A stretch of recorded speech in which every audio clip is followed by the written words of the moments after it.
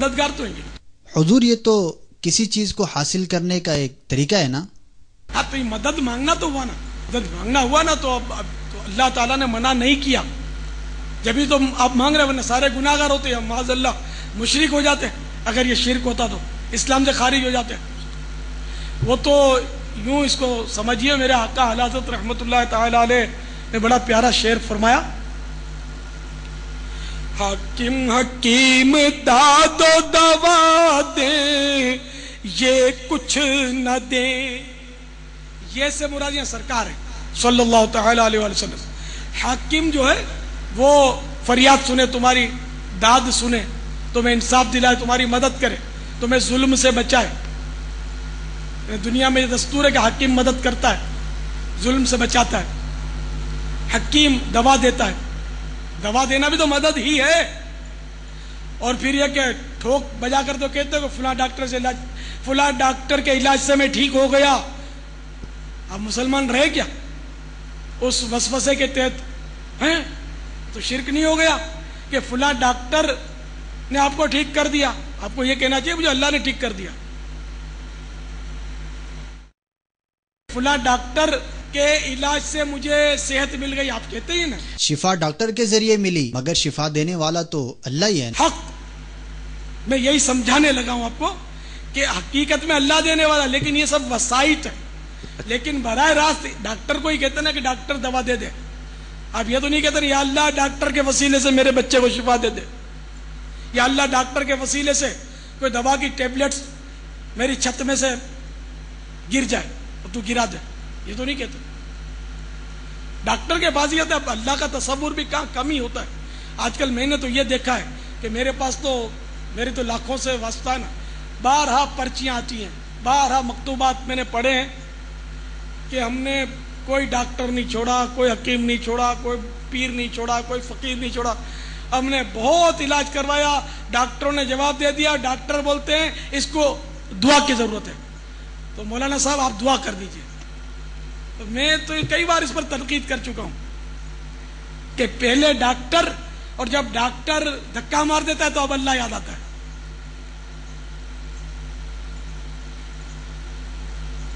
آپ کی باتیں سمجھ میں تو آ رہی ہے نا. تو اس طرح جس کو ڈاکٹر نے دھکا مار دیا اور اللہ یاد ہے، وہ نعوذ باللہ اسلام سے خارج نہیں ہو گیا. اس نے ڈاکٹر سے علاج کروایا، اس میں حرج نہیں ہے. لیکن یہ کہ یہ ایک بات تو غلط ہے نا. اللہ تعالیٰ سے دعا بھی مانگے اور ڈاکٹر سے علاج بھی کروائے. یہ تو اگر دنیاوی ڈاکٹر کی بات ہے. اہل اللہ کا معاملہ دوسرا ہے. تو اہل اللہ کو بھی اللہ تعالیٰ نے ہی طاقت دی ہے، اور اللہ تعالیٰ ہی کی دی ہوئی طاقت سے وہ امداد فرماتے ہیں. اپنے طور پر کوئی کچھ نہیں دیتا.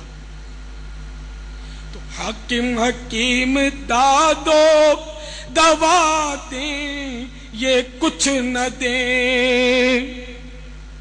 حاکم حکیم دادو دوا دیں یہ کچھ نہ دیں. مردود یہ مراد کی سایت خبر کی ہے. یعنی قرآن کی کون سی آیت، خبر مانے یہاں حدیث، کون سی آیت اور کون سی حدیث سے تو نے یہ استدلال کیا کہ حاکم فریاد سن سکتا ہے، مدد کر سکتا ہے، ظلم سے بچا سکتا ہے، حکیم دوا دے کر شفا کا سبب بن سکتا ہے، لیکن مدنی مصطفیٰ صلی اللہ تعالی علیہ وآلہ وسلم کہ جس کو جو ملا انہی کے صدقے میں ملا، یہ کچھ بھی نہیں دے سکتے؟ یہ کہاں سے نکالا تو نے؟ تو میرے بھولے بھالے اسلام بھائیوں، اللہ تعالیٰ نے منع نہیں کیا. ہاں کوئی یہ کہے نا کہ اللہ مدد کر ہی نہیں سکتا اس لیے ہم فلاں سے مدد مانگ رہے ہیں، تو کھلا کافر ہے، مشرکوں کا سردار ہو گیا، بالکل ہمیشہ کے لیے جہنمی ہو گیا، سارے اعمال اس کے برباد ہو گئے. جبکہ توبہ کر لے اور نئے سرے سے مسلمان ہو جائے دوسری بات ہے. تو جو مسلمان یا غوث المدد کہتے ہیں، وہ کوئی یہ تھوڑی کہتے کہ ہم اللہ سے مدد نہیں مانگتے، ہم اللہ سے نہیں مانگیں گے، یا اللہ تعالیٰ مدد کر ہی نہیں سکتا، نعوذ باللہ، ایسا تو نہیں کہتے. تو یہ غوث پاک سے مدد مانگی یا کسی سے مدد مانگی؟ حقیقت میں یہ اللہ ہی سے مدد مانگی. اور اللہ سے، اللہ کے سوا دوسروں سے مدد مانگنا یہ تو انبیاء کرام کی سنت ہے. ہاں اللہ تعالیٰ کے نبیوں نے مدد مانگی ہے اللہ کے سوا دوسروں سے، آپ ہیں کہاں؟ بلکہ اگر میں یہ کہہ دوں کہ اللہ تعالیٰ بھی اپنے بندوں سے مدد مانگتا ہے تو، حالانکہ محتاج نہیں ہے، لیکن ان لوگوں کے وسوسوں کی اس میں کاٹے اور علاجیں ہیں کہ جو آیتوں سے غلط استدلال سمجھ بیٹھتے ہیں اور نادانی میں امت کو گمراہ کرنے لگ جاتے ہیں، ان لوگوں کی زبردست اس میں علاج ہے۔ ان کے کان پکڑے گئے، کھینچے گئے، پکڑے نہیں گئے کہ آنکھیں کھولو، آنکھیں پھاڑو، آنکھیں پھاڑ کر دیکھو کہ قرآن شریف میں میرے کیا آقا اگر آپ نے ان وسوسوں کا جواب ارشاد فرما دیا تو یقیناً امت کو اتنا فائدہ ہوگا، کیا عرض کروں میں تو آپ کتنے دن کے قافلے میں سفر کریں گے اگر میں نے ثابت کر دیا کہ اللہ بھی اپنے بندوں سے مدد مانگتا ہے؟ آپ جتنے دین فرمائے میں تو ویسے ہی آپ کا ہوں۔ لے بھائی یہ تو لگام دے رہے ہیں اپنی، کشتی تمہیں پہ چھوڑی لنگر اٹھا دیے۔ سبحان اللہ۔ تو سنو اللہ تبارک و تعالی کن الفاظ میں مدد مانگ رہا اپنے بندوں سے۔ پارہ 26 سورہ محمد آیت نمبر 7۔ سبحان اللہ۔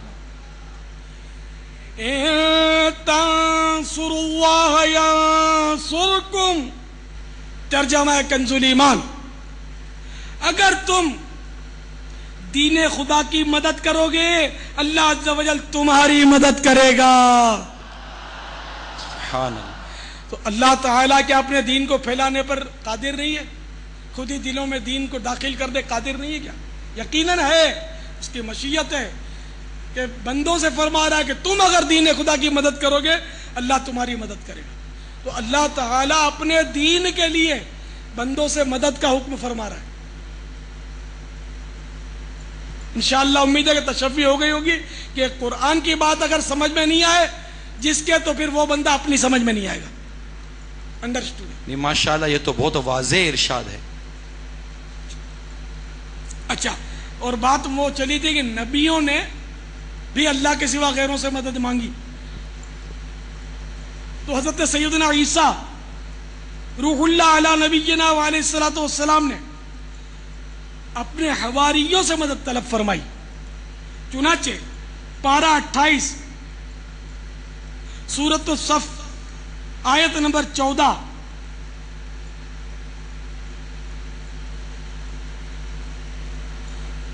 قال عيسى ابن مريم للحواريين من أنصاري إلى الله قال الحواريون نحن أنصار الله۔ میرے آقا نعمت امام اہل سنت عظیم البرکات عظیم المرتبت پروانہ شمع رسالت مجدد دین و ملت مولانا شاہ احمد رضا خان علیہ رحمت الرحمن اپنے شعرۂ آفاق ترجمہ قرآن کنز الایمان میں اس کا ترجمہ کچھ یوں کرتے ہیں۔ عیسیٰ بن مریم علیہ السلام رضی اللہ تعالی عنہ نے حواریوں سے کہا تھا، کون ہے جو اللہ کی طرف ہو کر میری مدد کریں؟ حواری بولے ہم دین خدا کے مددگار ہیں۔